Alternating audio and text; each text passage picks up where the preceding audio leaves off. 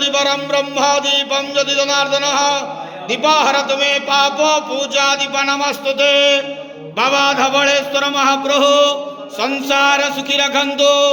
आज शुभ बुधवार रे समस्त श्रद्धालु भक्त मान को आशीर्वाद करंतु, मनस्कामना पूर्ण करंतु, कर्म क्षेत्रोन्नति करंतु, ग्रहरिष्ट मान खंडन करंतु, जगतर मंगल करंतु, विश्वर कल्याण करंतु, आपणकर नाम विख्यात करंतु, सेवकर डाक श्रवण करंतु।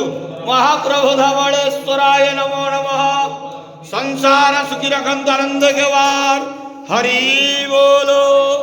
आज शुभ बुधवार रे समस्त श्रद्धालु भक्त मानू आशीर्वाद करंतु, आनंद के वार हरि बोलो। बाबा धवलेश्वराय नमः, बाबा धवलेश्वराय नमो नमः।